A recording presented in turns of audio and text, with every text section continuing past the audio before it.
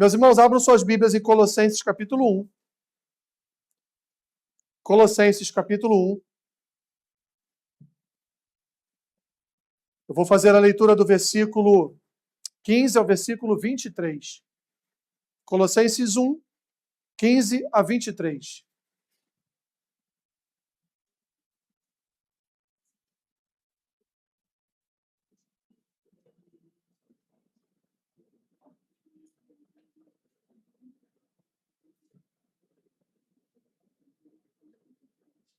Colossenses 1, 15 a 23.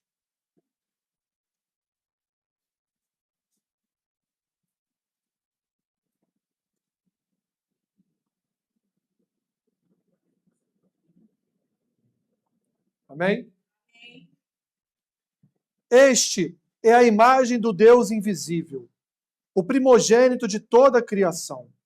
Pois nele foram criadas todas as coisas, nos céus e sobre a terra, as visíveis e as invisíveis, sejam tronos, sejam soberanias, quer principados, quer potestades. Tudo foi criado por meio dele e para ele. Ele é antes de todas as coisas. Nele tudo subsiste. Ele é a cabeça do corpo, da igreja. Ele é o princípio, o primogênito de entre os mortos, para em todas as coisas ter a primazia. Porque aprove a Deus que nele residisse toda a plenitude, e que, havendo feito a paz pelo sangue da sua cruz, por meio dele reconciliasse consigo mesmo todas as coisas, quer sobre a terra, quer nos céus. E a vós outros também, que outrora eres estranhos e inimigos no entendimento pelas vossas obras malignas, agora, porém, vos reconciliou no corpo da sua carne, mediante a sua morte, para apresentar-vos perante ele santos, inculpáveis e irrepreensíveis, se é que permaneceis na fé, alicerçados e firmes, não vos deixando afastar da esperança do evangelho que ouvistes, e que foi pregada a toda criatura debaixo do céu, e do qual eu, Paulo, me tornei ministro. Obrigado por sua palavra, Senhor, nesta manhã. Que o teu Santo Espírito venha edificar os nossos corações, em nome de Jesus. Amém. Podem sentar. Queridos e queridas, Paulo escreveu essa epístola aos Colossenses porque ele havia recebido algumas notícias em relação àquela comunidade de fé que não eram muito boas. Alguns da igreja dos Colossenses estavam cometendo alguns erros doutrinários, alguns erros teológicos. Os santos de Colossos estavam sendo influenciados por ensinos enganosos e práticas errôneas que ameaçavam a sua fé. Inclusive, essa falsa doutrina era frequentemente chamada de a heresia colossense, que misturava ali, havia nessa heresia colossense um sincretismo religioso. O que é sincretismo religioso? É uma mistura de várias religiões para determinado fim.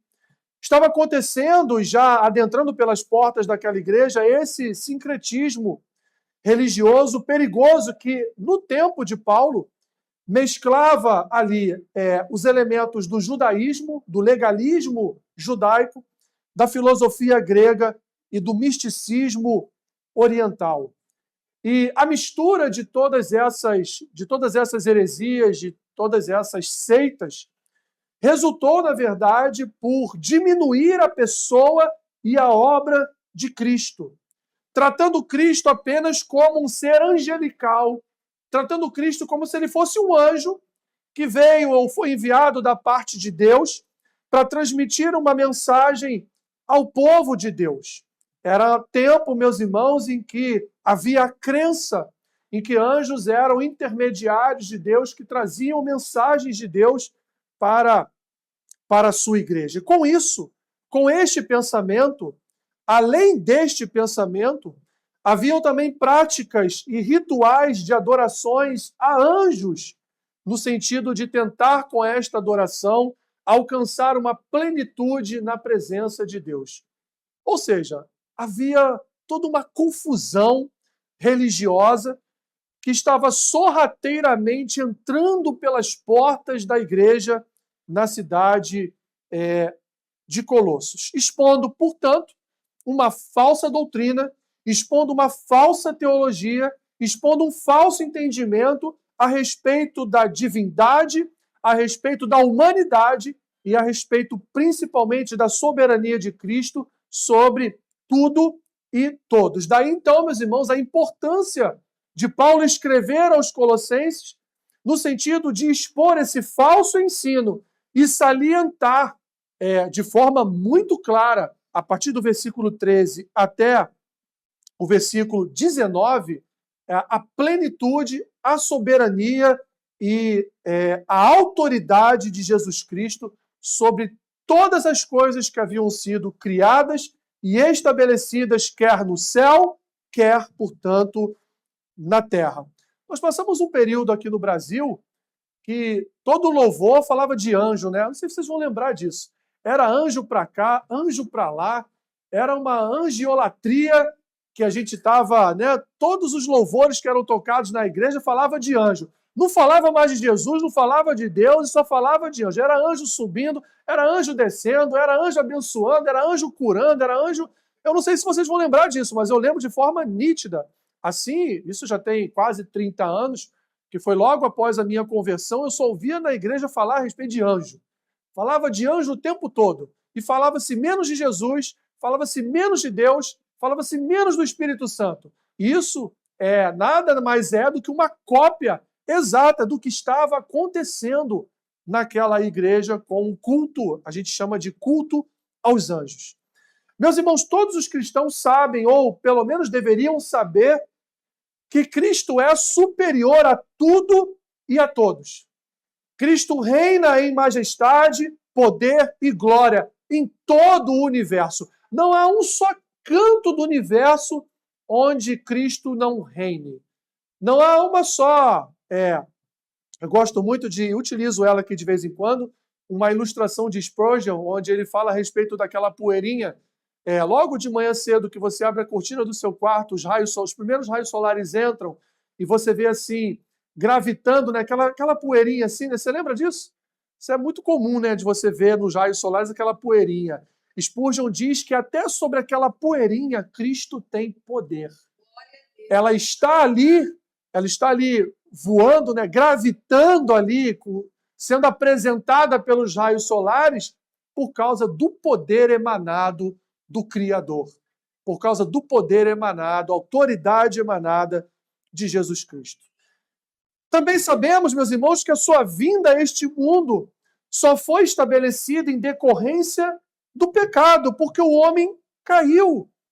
E aí, somente por intermédio de um sacrifício perfeito, é que os pecados seriam remidos, expiados, perdoados, e aí então a humanidade poderia ser reconciliada com Deus. Percebam, meus irmãos, Deus ele criou o homem para ser o modelo da sua glória. E tanto é que as Escrituras dizem que o homem ele é o que? A coroa da sua criação. Deus, em que pese olharmos para a natureza e vermos que tudo de fato foi criado por Deus, em que pese olharmos para os animais, quem tem aqui um animal doméstico, né, e ver que de fato é uma criatura criada por Deus, repousa sobre nós, sobre a humanidade, essa tal coroa da glória da criação de Deus. Mas, infelizmente, o pecado nos afastou desta imagem gloriosa de Deus. O pecado nos afastou da presença de Deus. E agora, meus irmãos, somente através de uma reconciliação com Deus, e isso somente seria possível através de um sacrifício perfeito, não mais os sacrifícios de animais, como era no Antigo Testamento, é que seríamos, meus irmãos, capazes de fazermos o que fazemos hoje. Nos reunimos para louvar, adorar ao Senhor. Nos reunimos para orar. E o salmista Davi, no Salmo 40, diz que, inclusive, Deus inclina os seus ouvidos e ouve a oração do seu povo. Ouve a oração do justo.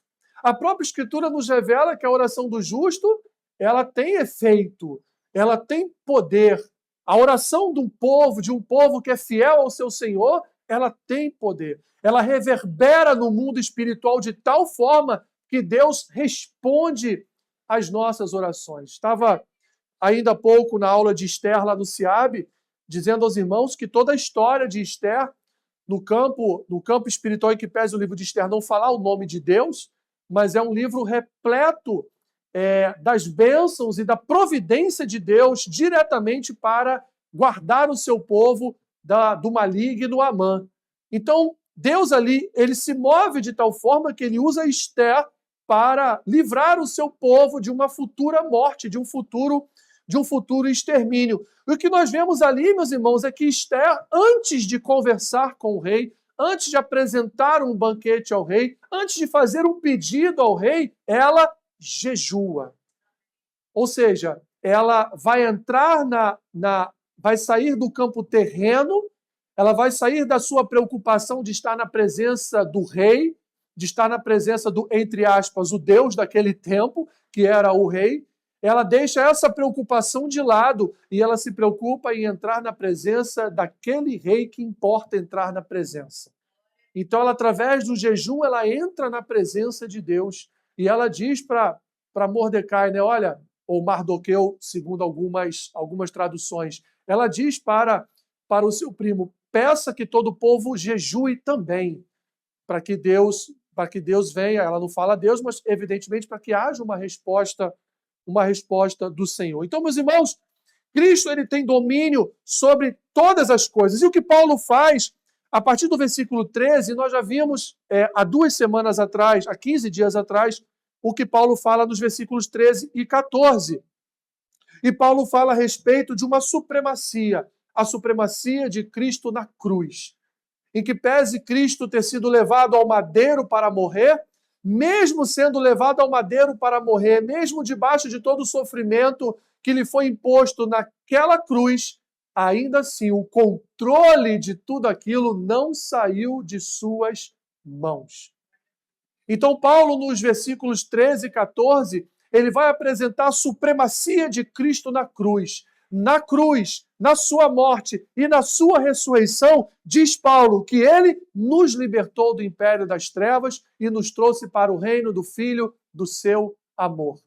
E aí no versículo 14, Paulo diz, por causa da cruz, da morte e da ressurreição de Cristo, por causa da sua soberania na cruz, por causa da sua supremacia na cruz, ele nos libertou do império das trevas e ainda remiu os nossos pecados e nos redimiu, nos reconciliando com Deus.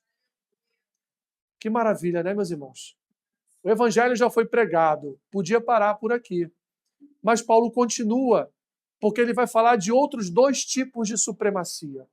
Paulo vai falar, Cristo não teve autoridade suprema só sobre a sua salvação, só sobre a sua libertação do império das trevas, mas Cristo também teve supremacia.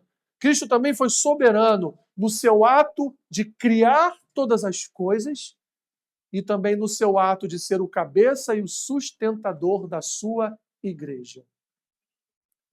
E aí, meus irmãos, já me antecipando a aplicação do texto, eu pergunto aos irmãos e irmãs nesta manhã, por que às vezes desconfiamos tanto de Deus?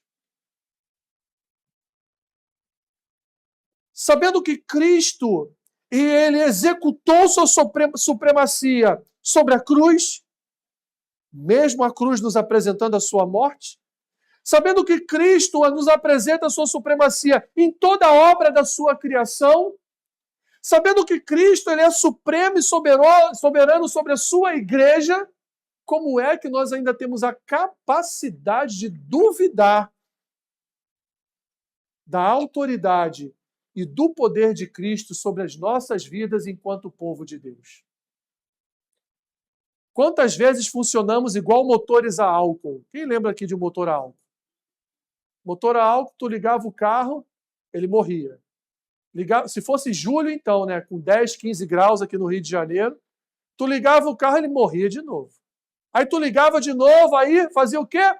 Ou apertava ou puxava o afogador. Né, Nilson? O afogador. Aí o carro pegava. Aí tu tinha que ficar uns 5 minutos ali, acelerando, para que quando você colocasse a primeira e saísse, o carro não morresse. De vez em quando nós somos igual o carro a álcool.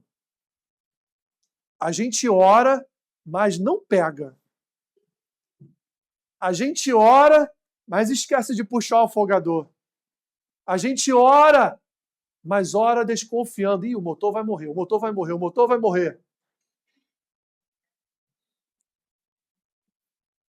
E é por isso que a Bíblia nos traz tantos exemplos de oração, fé, confiança, desprendimento do nosso próprio coração. É por isso que, repetindo, inclusive o Salmo 40, Davi diz: confiei no Senhor, busquei a sua presença, ele inclinou os seus ouvidos e ouviu o meu clamor. Porque, em que pese sermos o povo da fé, mas de vez em quando a nossa fé é como um carro a álcool. Ela demora a pegar no tranco, não é? No versículo 15 até o 17, meus irmãos, Paulo então vai falar a respeito da supremacia de Cristo em toda a criação. Olha o que ele diz: este é a imagem do Deus invisível, o primogênito de toda a criação, pois nele foram criadas todas as coisas, nos céus e sobre a terra, as visíveis e as invisíveis, sejam tronos, sejam soberanias, quer principados, quer potestades, tudo foi criado por meio dele e para ele. Ele é antes de todas as coisas, nele tudo subsiste. Deus não criou Jesus. É o que Paulo está dizendo. O Filho, como nós conhecemos, que veio à Terra, pisou nesta terra para morrer e nos salvar, ele não é uma obra da criação de Deus, porque o próprio Filho é aquele que, antes de todas as coisas, criou todas as coisas.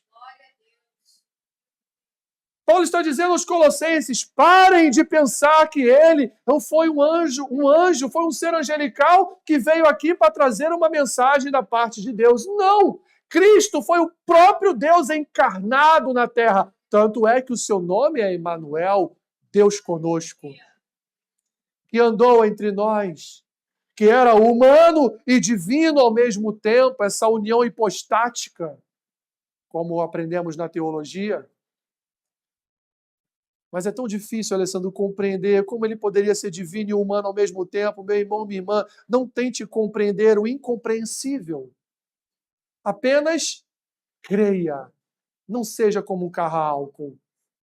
Creia apenas que Cristo foi divino enquanto andou entre nós e humano também. Ele sentiu dor, ele chorou, ele até morreu. Então apenas creia que ele criou todas as coisas, porque Jesus é Deus. Ele participou de toda a criação. Tudo subsiste nele, como diz João. Como diz o livro de Gênesis. Antes que se tornasse filho de Deus, meus irmãos, ele era um ser espiritual e executou o plano divino da criação. Nós não conhecemos Jesus como filho de Deus enquanto ele não encarnou. Depois da sua encarnação, passamos a reconhecê-lo como o Filho, como aquele ser integrante da Trindade que estava presente antes de todas as coisas serem criadas, e Deus o conduziu, Deus entregou a ele o poder para criar todas as coisas, porque ele é Deus.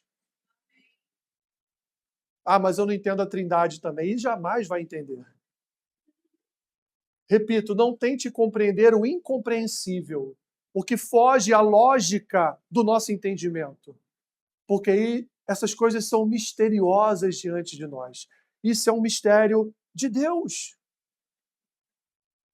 Ele foi o agente direto de Deus Pai e criou todas as coisas por meio dele. Nós, meus irmãos, fomos criados por ele e para ele. Nós somos sustentados por ele. Cristo, portanto, não é meramente um reflexo ou uma cópia de Deus. Se você tiver uma caneta ou um lápis na sua mão, no versículo 15 tem uma palavra aí, imagem. Risca essa palavra assim embaixo, ó, imagem. Porque essa palavra nesse versículo ela é importantíssima, porque ela vem do grego eikon. E esse grego eikon, ele vai denotar, meus irmãos, não um reflexo ou uma cópia de Deus. Ele vai aqui denotar uma representação perfeita, a manifestação exata de Deus. Então, quando você olhar para o versículo 15, do primeiro capítulo de Colossenses e lê este, ou seja, Cristo, é a imagem do Deus invisível, o primogênito de toda a criação. Essa imagem, esse eikon no grego, quer dizer Cristo é Deus. Ele é a manifestação perfeita de Deus. Jesus é a exata revelação do Pai. Tanto é que ele mesmo disse: quem vê ao Pai, vê a mim. Podemos dizer, quem vê a mim, vê o Pai. Por quê? Porque Jesus é eikon. Ele é a imagem perfeita. Ele é a representação, a manifestação viva da presença de Deus. Como afirma o autor aos Hebreus, no capítulo 1, versículo 3. Ele é o resplendor da sua glória, a exata expressão do seu ser. Como duvidar, portanto, que Jesus é Deus? Isso refuta, meus irmãos, qualquer noção de que Cristo seria uma divindade inferior. Porque o próprio livro dos Hebreus vai, nos seus 10, 11 primeiros capítulos, ele vai exaltar a divindade de Cristo o tempo todo, acima de anjos, acima de homens, acima de tudo e de todos. Ele é, portanto, o primogênito de tudo. E este termo, meus irmãos, ele tem sido historicamente distorcido por grupos heréticos que querem afirmar que Cristo ele foi o primeiro ser criado. Você pode nunca ter ouvido falar disso. Mas existem seitas que se dizem cristãs, que dizem que Cristo foi o primeiro ser criado por Deus. Antes de Adão ser criado, Deus criou Cristo. Mas não, meus irmãos. Numa exegese cuidadosa, nós podemos afirmar, à luz do contexto bíblico, que esta palavra primogênito aqui, em relação a Cristo, ela se refere à posição, ela se refere à supremacia, e ela não tem uma origem temporal. Ela não tem uma origem como a origem que é dada a ela lá no Antigo Testamento, do primeiro filho. Não. Essa tradução desse termo primogênito aqui em relação a Cristo ele sempre existiu, ele é o primeiro em todas as coisas. Ele é o primeiro e ele ainda tem a primazia sobre todas as coisas. Ou seja, ele é o próprio Criador. Ele é mais exaltado do que os reis da terra. Ele é soberano. Ele é herdeiro, governante supremo sobre toda a criação. Ele é o próprio Criador. Como diz Paulo, nele foram criadas todas as coisas. Em consonância com o que diz João no seu Evangelho, capítulo 1, versículo 3, João diz assim: todas as coisas foram feitas por intermédio dele. Sem ele, nada do que existe teria sido feito. Portanto, sem Jesus, nós não estaríamos aqui. Sem o seu ato de criação, seríamos o quê? Nada, nem existiríamos. Não existiria absolutamente nada. Nem esse banco onde você está sentado nesta manhã existiria. Não existiria natureza, não existiria céu, não existiria terra. Absolutamente nada. Paulo afirma, portanto, que Cristo, ele é o agente de toda a criação. E a criação, como diz Paulo aqui, meus irmãos, ela abrange tudo. Ela abrange as coisas visíveis e as invisíveis. Ela abrange tronos, soberanias, principados e potestades. O que Paulo faz aqui, meus irmãos, é dar um golpe direto na heresia colossense, que promovia, inclusive, repito, a adoração a seres angelicais. Paulo declara que Cristo é superior a tudo e a todos. Ele é o criador, inclusive, dos anjos. Quando Paulo diz que ele é criador de principados e potestades. E nós vemos claramente no livro de Jó que Deus tem poder, inclusive sobre o príncipe das trevas. Não é? Sobre o imperador das trevas. Deus tem poder. Vai lá, você pode tocar em tudo na vida de Jó. Você só não vai tirar a vida dele. Porque a vida dele é de quem? É minha. Ela me pertence. Então Deus concede, Deus até mesmo concede a Satanás o quê? Algum espaço para ele ir até determinada medida. A partir dali, Deus não dá mais liberdade para Satanás atuar. Vemos isso claramente no livro de Jó.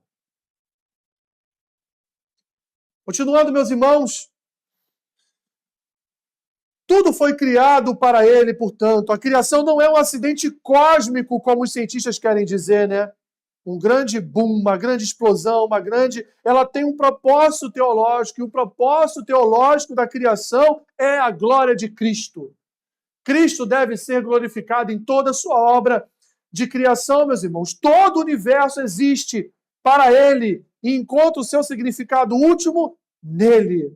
O homem quer explorar, né, Marte, o homem quer explorar a Lua, o homem quer explorar os planetas, mas nada disso aí que Deus criou é para o homem. Deus criou a terra para o homem. A princípio, Deus havia criado apenas um jardim para o homem, até o homem pecar.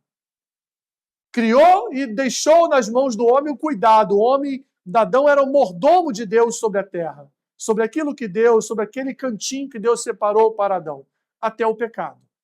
Então o homem quer conhecer Marte, o homem quer conhecer os outros planetas, o homem quer criar estações espaciais na Lua, mas nada disso importa, meus irmãos, porque tudo que Deus criou, todo o universo criado por Deus foi para sustentar aquilo que ele criou, para sustentar o homem, a sua terra.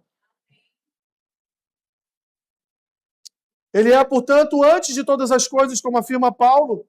Cristo é eterno, ele não tem princípio nem fim, ele é o alfa e o ômega, como João diz em Apocalipse. Ele não faz parte, meus irmãos, da criação, ele é anterior à criação e é superior a ela. E é por isso que Paulo vai declarar, nele tudo subsiste. Ou seja, Cristo não apenas criou o universo, mas ele é a força coesiva que nos impede de mergulhar no caos. De vez em quando eu falo isso aqui para vocês, né? Se a Lua sair do eixo dela 1 centímetro que seja para a direita ou para a esquerda, a Terra está lascada. Não é? Se nós já temos nos movimentos lunares, nós já temos maré alta, maré baixa, maré mais ou menos, não é? Se nos movimentos lunares nós já temos mudança de tempo, mudança no clima, não é? Imagina se a Lua dá um passinho que seja, um metrinho que seja para a direita ou para a esquerda. O que vai acontecer com a gente? Né? O Polo Sul e o Polo Norte vão degelar, né? As marés vão inundar as cidades, nós estaremos o quê? Perdidos. Mas quem sustenta tudo isso, meus irmãos, é o homem? Não, é Jesus. Ele tem autoridade, soberania, ele reina sobre todas as coisas. Ele movimenta as estrelas, ele faz o que ele quiser. Ele cria uma estrela e ele destrói aquela estrela. Não é? Tudo está debaixo do seu poder, da sua soberania.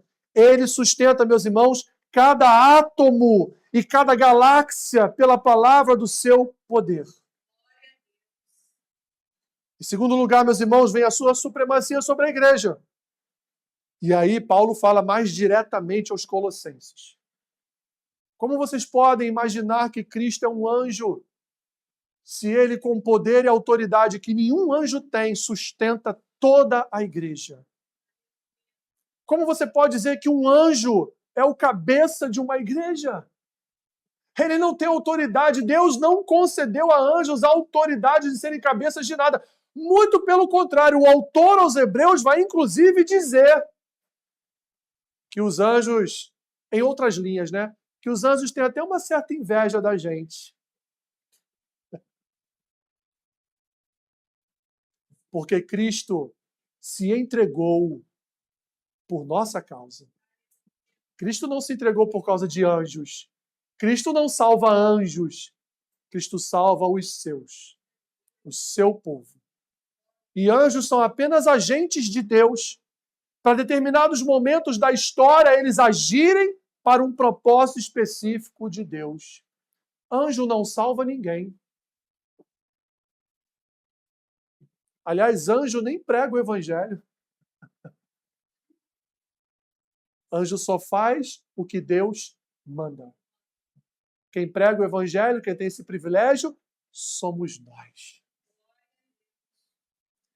Então você que pensa que anjo é maior que... Não, nós somos maiores que os anjos. Porque anjo não é a imagem e semelhança de Deus, mas nós somos. Você não vai ouvir na Bíblia que anjo é a imagem e semelhança de Deus. Mas nós somos. E os anjos trabalham em prol da igreja.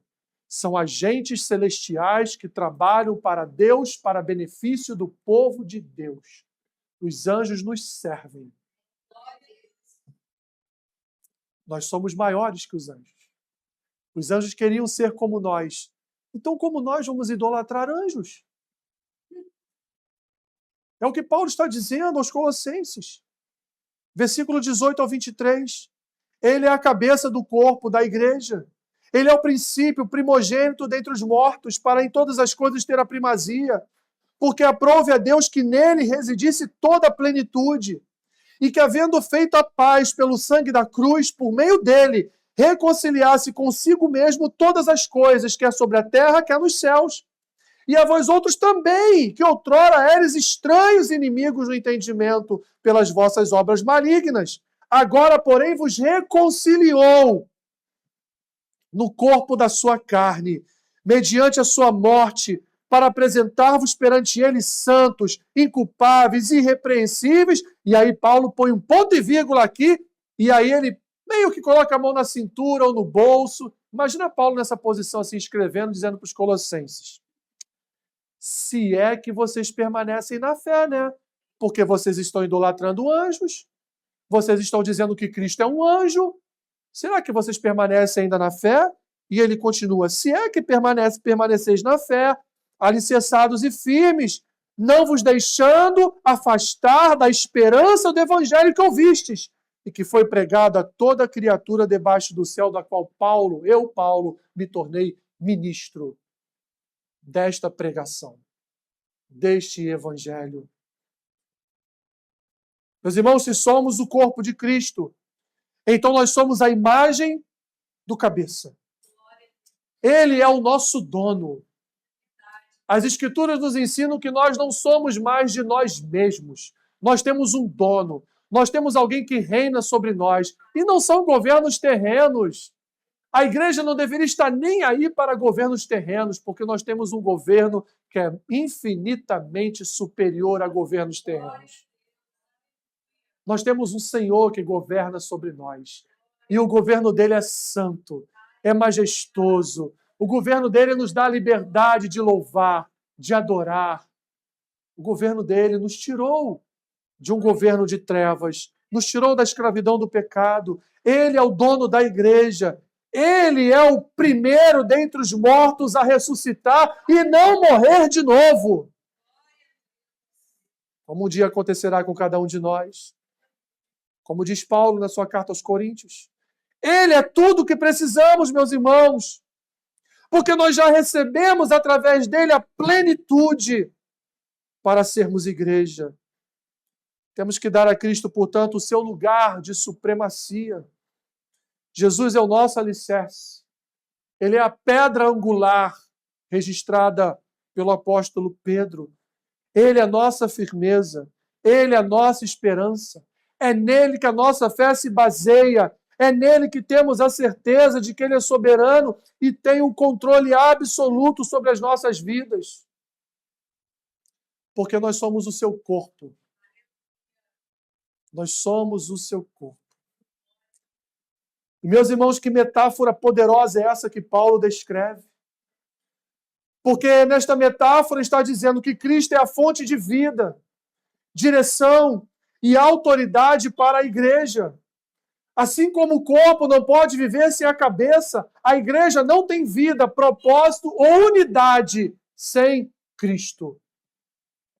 O nosso louvor deve ser todo direcionado ao autor e consumador da nossa fé. Porque ele é a certeza de que um dia ressuscitaremos, como Paulo diz aos Colossenses, como Paulo vai dizer aos Coríntios, ele é o primeiro, ele tem a primazia na ressurreição para a eternidade. Ele tem a preeminência na ressurreição. porque o objetivo final da sua ressurreição é nos garantir uma futura ressurreição eterna. Este é, meus irmãos, o resumo de tudo. O plano de Deus, tanto na criação quanto na redenção, é que Cristo seja superior e supremo sobre todas as coisas. Toda a plenitude da divindade habita corporalmente em Cristo Jesus. Paulo vai dizer isso em Colossenses 2:9, no mesmo texto, mais à frente. Porquanto nele habita corporalmente toda a plenitude da divindade. Paulo vai tocar nesse assunto o tempo todo. Cristo não é anjo. Habitava nele a plenitude de Deus. Todo o poder estava nele. Assim, meus irmãos, não há necessidade de buscar intermediários. Eu não preciso buscar Maria.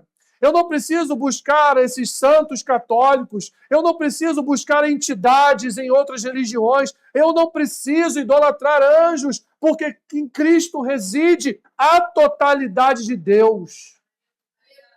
Porque em Cristo reside a plenitude de Deus. Porque é na sua morte e através do derramar do seu sangue que nós fomos reconciliados para a eternidade. Não foi o derramar de sangue de Maria, não foi o derramar de sangue de santos, não foi o derramar de sangue de entidades, foi o derramar do sangue do Cordeiro Pascal. Foi o derramar do sangue de Cristo. Meus irmãos, voltando ao início, o que o pecado ocasionou? O pecado causou uma ruptura cósmica. Não foi só no homem, mas ele trouxe uma ruptura, uma inimizade entre Deus e toda a sua criação. E o que a obra da cruz fez, meus irmãos, foi exatamente restaurar esta relação, trazendo paz. E essa reconciliação que Paulo fala aos Colossenses, essa reconciliação, meus irmãos, ela nos traz de maneira cósmica a paz. Uma relação restabelecida com Deus. Nós hoje, meus irmãos, não somos mais escravos do pecado. Salvos pela graça mediante a fé, como Paulo vai dizer aos Efésios. Uma fé que é um dom que não vem de nós, ele vem de Deus. Para que o homem não tenha o seu coração, não tenha no seu coração a soberba de dizer, eu me salvei, eu aceitei a Cristo, eu procurei uma igreja, eu quis ser santo. Não, é uma fé que é dom, esse dom vindo de Deus, que mudou e transformou o nosso coração. O que Paulo está dizendo aqui é, Colossenses, tenham reverência àquele que é criador de todas as coisas e ainda sustenta com as suas mãos todas as coisas. Meus irmãos, estávamos alienados a Deus, hostis em nossa mente, praticando o mal em todo tempo. Essa é a descrição bíblica de como se encontrava a humanidade sem Cristo, sem Deus. E a reconciliação antes descrita cosmicamente é agora aplicada pessoalmente. Ou seja, a morte física histórica de Cristo nos trouxe de volta a Deus. E que maravilha! Como pode uma morte nos reconciliar com alguém? Não é? Como pode uma morte ser capaz de perdoar pecados? E o objetivo final, meus irmãos, dessa reconciliação é a nossa apresentação diante de Deus. E é exatamente o que Paulo vai dizer aqui. Quando ele fala, versículo 22, agora, porém, vos reconciliou no corpo da sua carne, mediante a sua morte, para quê? Por que nós fomos reconciliados? Para no final das nossas vidas, o quê? Nos apresentarmos o quê? Perante ele, santos, inculpáveis e irrepreensíveis.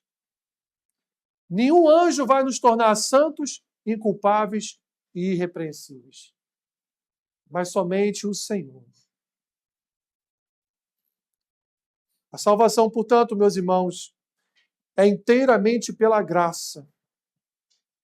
Mas a fé que salva é a fé que permanece, porque esta fé está fundada e ela é firme.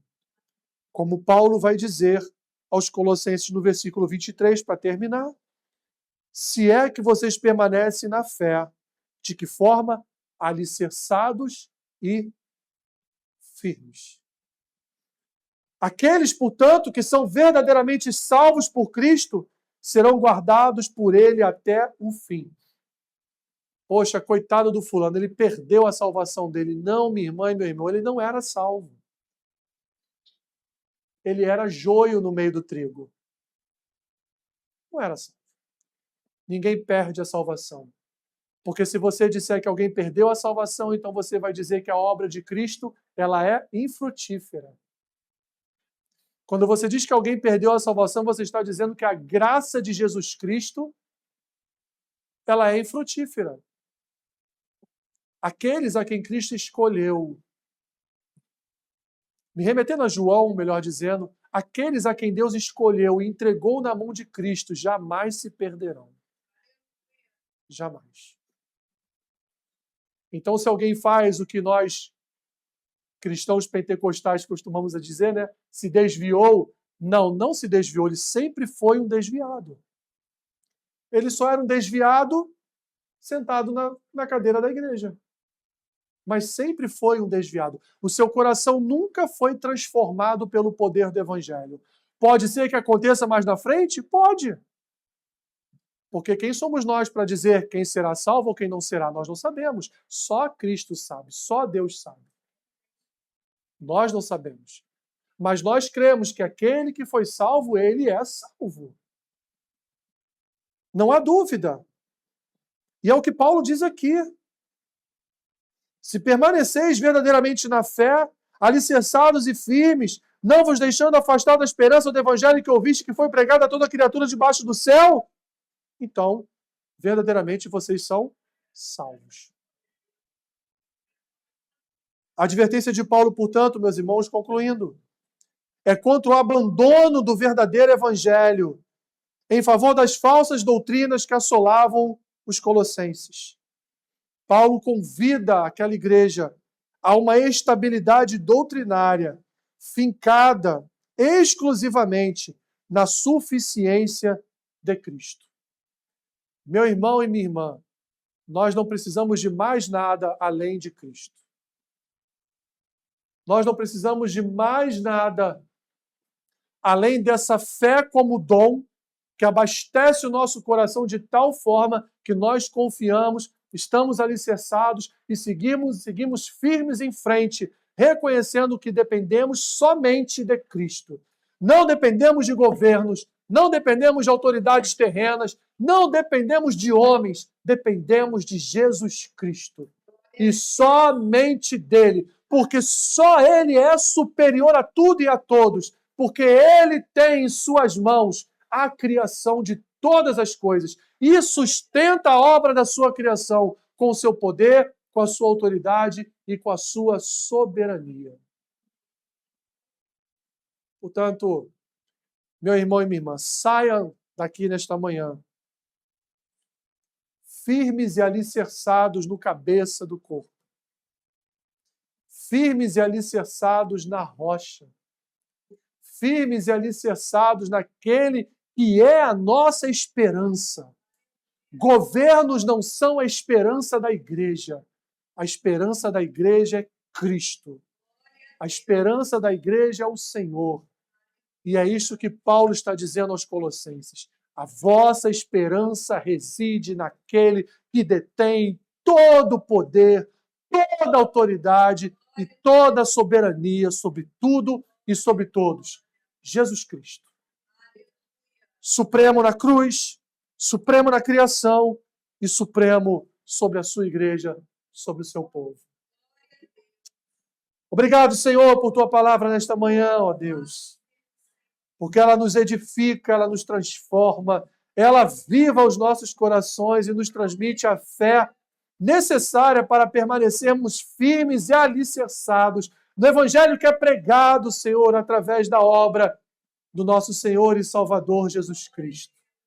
Possamos sair daqui nesta manhã edificados pela tua palavra, com a certeza, ó Senhor, que Tu tens cuidado de nós, porque o Senhor é Senhor da história, Tu és o Senhor das nossas vidas, Tu és o Senhor da Tua igreja, Tu és o Senhor da cruz, Tu és o Senhor de toda a criação. Obrigado, Senhor, por reinar soberano sobre tudo e sobre todos. Em nome de Jesus, assim oramos. Amém. Amém. Fique de pé.